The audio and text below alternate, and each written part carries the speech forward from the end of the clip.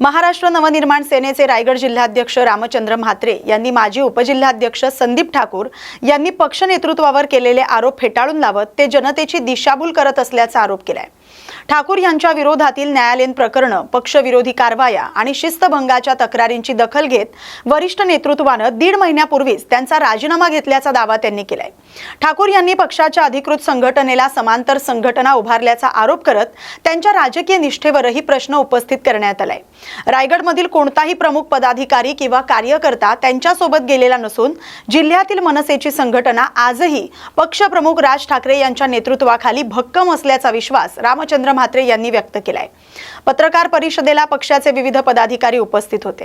याकडे कसं बघायचं तर झालं तर 1.5 वर्षापूर्वी झालेली घटना, संदीप ठाकूर उपाध्यक्ष रायगड जिल्हा, ह्या माणसाला जेल झाली होती 17 दिवस। कुठल्या प्रकरणात? खंडणी प्रकरणात। कोणाच्या?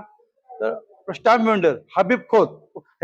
हा विषय पेनला माहिती नसून अख्ख्या रायगडला माहिती आहे, अख्खे पत्रकारांना माहिती आहे, अख्खे मीडियाला माहिती आहे, तरी हा भांड्या गोष्टी करते, चुकीचा आहे। आणि हा माणूस आज एवढा मोठा मनसे सेनेचा नेते संदीप साहेब देशपांडे याच्यावर जो आरोप करतोय, याची लायकी आहे का? तुम्हीच सांगा। आपण आपल्या लायकीप्रमाणे वागावं, तुम्ही असो, मी असो, कोणी असो, आपला लायकी आपण सोडू नये। आणि यांनी आता जर आमच्या कुठल्या नेत्याचा, आमच्या कुठल्या पदाधिकाऱ्याचा असा कुठं उल्लेख केला तर याला आम्ही चांगली चोप देऊ। मी तरी चोप देणार, कोण नाही दिली तर हरकत नाही, पण मी याला धडा शिकवणार। आता तू तुझा घर वेगळा कर, आमचं घर वेगळं आहे। तुम्ही 1 महिन्यापूर्वी राजीनामा दिलास, विषय संपला आमचा तुझा पक्षाचा। तू कुठल्या पक्षांचा, तुझं धन्य असो, त्यामध्ये आमचं काही दुमत नाही। पण आमच्या वाटेत जर आलास तर तुला मी रस्त्यावर चालून देणार नाही, हा माझा शब्द। शिवसेना उद्धव बाळासाहेब ठाकरे पक्षाच्या वतीने धाराशिव इथं 28 जानेवारी रोजी आयोजित करण्यात आलेल्या जाहीर सभेच्या नियोजनासाठी गुरुवारी उमरगा लोहारा तालुक्यातील शिवसेना पदाधिकारी आणि कार्यकर्त्यांची आढावा बैठक शासकीय सभागृहात पार पडली। या बैठकीत सभेच्या यशस्वी आयोजनासाठी विविध जबाबदाऱ्या निश्चित करण्यात आल्या।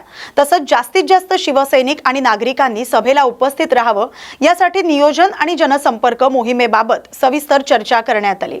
बैठकीला शिवसेनेचे इतर पदाधिकारी आणि कार्यकर्ते मोठ्या संख्येने उपस्थित होते। यावेळी उपस्थित पदाधिकाऱ्यांनी 28 जानेवारी रोजी धाराशिव इथं होणारी सभा ही ऐतिहासिक आणि यशस्वी करण्याचा निर्धार व्यक्त केलाय।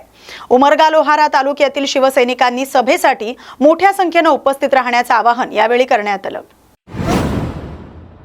परभणी जिल्हा मध्यवर्ती सहकारी बँकेच्या संचालक मंडळाच्या 21 जागांसाठी होत असलेल्या निवडणुकीत उमेदवारी अर्ज दाखल करण्याच्या अंतिम तारखेपर्यंत एकूण 130 उमेदवारांनी एकूण 182 नामनिर्देशन पत्र दाखल केलेत।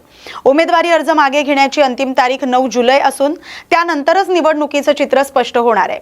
परभणी आणि हिंगोली या 2 जिल्ह्यांचा कार्यक्षेत्र असलेल्या परभणी जिल्हा मध्यवर्ती सहकारी बँकेच्या संचालक मंडळासाठी 4 मतदारसंघातून 21 सदस्य निवडून द्यायचे आहेत।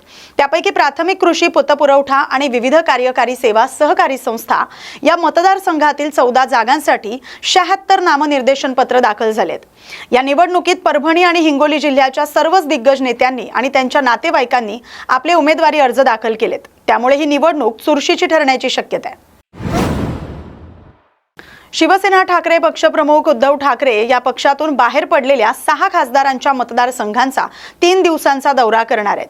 26 ते 29 जून दरम्यान होणाऱ्या या दौऱ्यात यवतमाळ, वाशिम, हिंगोली आणि परभणी इथं बैठका आणि सभांचं आयोजन करण्यात आलंय। परभणी इथं त्यांच्या मुक्कामाचंही नियोजन करण्यात आलंय। या दौऱ्यात पक्षाच्या निष्ठावंत पदाधिकारी आणि कार्यकर्त्यांशी संवाद साधून संघटन अधिक मजबूत करण्यावर भर दिला जाणार आहे। मराठवाड्यातील ठाकरे गटाचे आमदार राहुल पाटील, कैलास पाटील आणि प्रवीण स्वामी यांच्या उपस्थितीत स्थानिक पातळीवर संघटनात्मक बांधणीला चालना देण्याचा प्रयत्न केला जाणार आहे अशी चर्चा आहे। पक्षातील फुटीनंतर उद्धव ठाकरे यांचा हा आणखी एक महत्त्वाचा संघटनात्मक दौरा मानला जातोय। आगामी राजकीय घडामोडींच्या पार्श्वभूमीवर या दौऱ्याकडे राजकीय वर्तुळाचं लक्ष लागलंय।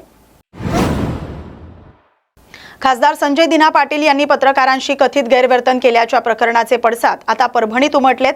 परभणी जिल्हा मराठी पत्रकार संघानं या घटनेचा तीव्र निषेध केलाय आणि संबंधितावर तातडीने गुन्हा दाखल करून कठोर कारवाई करण्याची मागणी केली आहे। या संदर्भात मुख्यमंत्री तसंच गृहमंत्री यांना पोलीस अधीक्षक परभणी यांच्यामार्फत निवेदन देण्यात आले।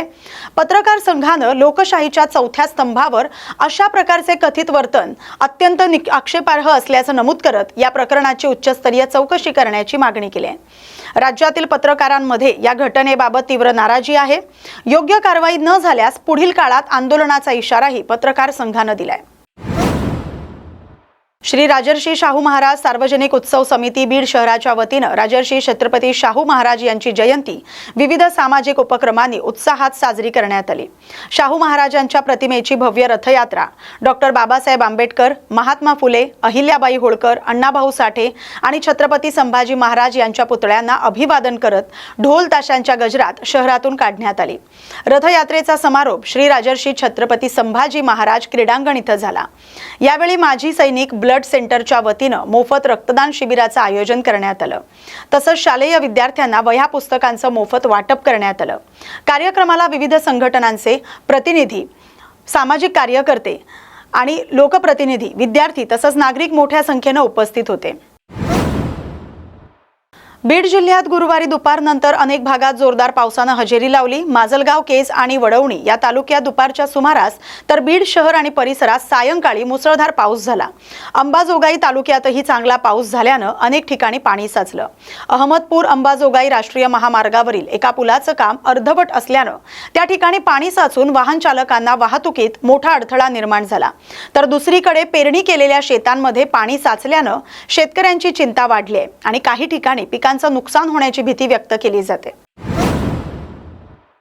पुणे जिल्ह्यातील खेड तालुक्यातील राजगुरुनगर शहरामध्ये पावसाने हजेरी लावली। खूप दिवसांच्या प्रतीक्षेनंतर पाऊस पडल्यामुळे शेतकरी वर्गामध्ये उत्साहाचं वातावरण दिसून आलं। शेतीच्या मशागतीसाठी या पावसाची नितांत गरज होती। हा पाऊस बऱ्याच दिवसाच्या प्रतीक्षेनंतर पडल्यामुळे खेड तालुक्यातील सर्व शेतकऱ्यांमध्ये समाधानाचं आणि उत्साहाचं वातावरण दिसून आलं। या पावसामुळे शेतीच्या कामाला वेग आला असून पेरणी आहे लवकरात लवकर होतील असं सांगण्यात आलंय। आज आपण पुणे जिल्ह्यातील खेड तालुक्यातील राजगुरुनगर या शहराकडे आलेलो आहोत। तर आज आपण पाहत आहोत या ठिकाणी हलक्या स्वरूपामध्ये पाऊस पडत आहे। शेतकरी वर्गामध्ये जरा समाधानाचं आणि पेरण्याचं, त्याच्यानंतर नांगरटीचे कामं होणार आहे। त्यामुळं आपण शेतकरी वर्ग, नमस्कार, आपलं नाव काय? गाव कोणतं आहे? तर आपण या ठिकाणी रेटवलीचे जे शेतकरी आहेत, कैलास दादा हिंगे दादा, आता खूप दिवसानंतर हा पाऊस आलेला आहे, तुम्हाला कसं वाटलं? आलेल्या पावसाबद्दल शेतकऱ्यांमध्ये आनंदाचं वातावरण पुढे पाऊस चालू राहतो। म्हणजे निश्चितच या ठिकाणी जर पाऊस अजून पडल्यानंतर शेतीचे मशागतीची कामे मोठ्या प्रमाणात होतील आणि शेतकरी वर्गामध्ये समाधान दिसून येईल। धन्यवाद। न्यूज मराठी 24/7 पत्रकार दत्ता भगत, राजगुरुनगर। हिंगोली जिल्ह्यातील कळमनुरी इथं अक्षदा मंगल कार्यालयात राजर्षी छत्रपती शाहू महाराज यांची जयंती उत्साहात साजरी करण्यात आली। यावेळी शाहू महाराजांच्या प्रतिमेला अभिवादन करून त्यांच्या सामाजिक न्याय, समता आणि शिक्षण क्षेत्रातील कार्याला उजाळा देण्यात आला। कार्यक्रमात ज्येष्ठ समाजसेवक पिराजी इंगोले यांनी शाहू महाराजांनी बहुजन, वंचित आणि अस्पृश्य समाजाच्या उन्नतीसाठी केलेल्या कार्याचा गौरव करत त्यांच्या जन्मदिनाचे सामाजिक न्याय दिन म्हणून असलेलं महत्त्व अधोरेखित केलं। परभणी इथं सहाय्यक आयुक्त समाज कल्याण कार्यालयाच्या वतीने लोकराजा राजर्षी छत्रपती शाहू महाराज यांची जयंती सामाजिक न्याय दिन म्हणून उत्साहात साजरी करण्यात आली। ज्ञानोपासक महाविद्यालयात झालेल्या कार्यक्रमाच्या अध्यक्षस्थानी इतर मागास बहुजन कल्याण विभागाचे सहाय्यक संचालक रामेश्वर मुंडे होते। यावेळी शाहू फुले आणि डॉक्टर बाबासाहेब आंबेडकर यांच्या प्रतिमांचं पूजन करून अभिवादन करण्यात आलं। प्रमुख वक्ते प्राध्यापक भास्करराव गायकवाड यांनी राजर्षी शाहू महाराजांच्या शिक्षण, आरक्षण आणि सामाजिक न्यायाच्या कार्यावर प्रकाश टाकला। सहाय्यक आयुक्त राजू एडके यांनी शाहू महाराज हे सामाजिक न्यायाचे प्रणेते असून त्यांच्या विचारांचा आदर्श आजच्या पिढीने घ्यावा असं आवाहन केलं। कार्यक्रमात नशामुक्तीची प्रतिज्ञा घेऊन तंबाखू, गुटखा आणि मादक पदार्थांची होळी करण्यात आली। नाशिक जिल्ह्यातील येवला तालुक्याच्या पूर्व भागात पावसाने दमदार हजेरी लावली आहे। वाई, बोधी, रेंडाळे, न्याहारखेडे, परिसरात झालेल्या जोरदार पावसामुळे शेतकऱ्यांमध्ये समाधानाचं वातावरण निर्माण झालं। गेल्या काही दिवसांपासून पावसाच्या प्रतीक्षेत असलेल्या शेतकऱ्यांना या पावसामुळे मोठा दिलासा मिळाला। खरीप हंगामातील पेरणीसाठी पोषक परिस्थिती निर्माण झाली। वरुण राजाच्या या आगमनानं ग्रामीण भागात आनंदाचं वातावरण पाहायला मिळते। मात्र तालुक्यातील अनेक गावांमध्ये अद्यापही पावसानं हजेरी लावलेली नसल्यानं तिथले शेतकरी अजूनही पावसाच्या प्रतीक्षेत आहेत।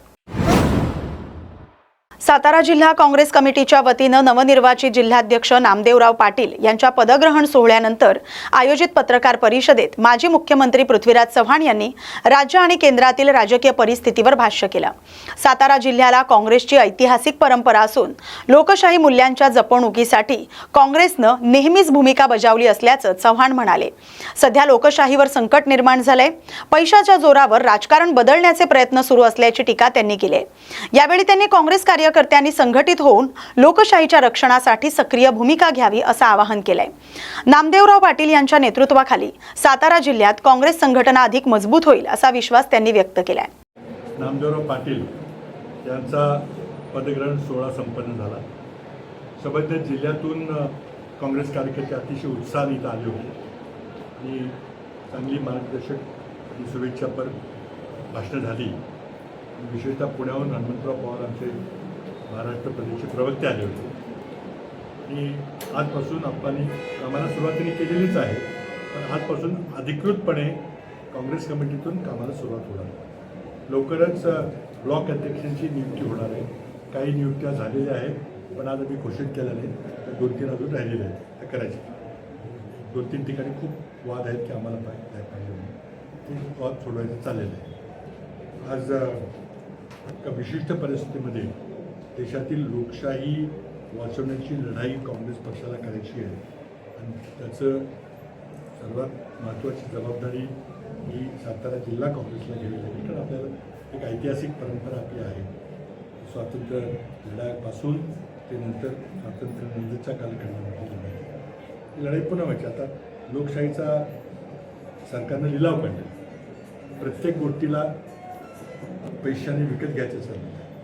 उमेदवारांना माघार घेण्याकरता पैसे, उमेदवारी मिळवण्याकरता पैसे, पक्षांतर करण्याकरता पैसे आणि सगळी अतिशय दुर्दशा लोकशाहीच्या लोकांनी केलेली आहे। याने केनं प्रकाराने सत्ता आपल्या हातात आली पाहिजे, हा प्रयत्न नरेंद्र मोदी आणि अमित शहाचा आहे। खाऊबाने खाण्याजोगा म्हणणारे नरेंद्र मोदी आज इतका प्रचंड भ्रष्टाचाराचे त्यांच्या आशीर्वादाने भ्रष्टाचार होत आहे, त्यांच्या डोळ्यात एकच होत आहे, त्यांच्या आशीर्वादाने आणि जनता होरपळली जाते।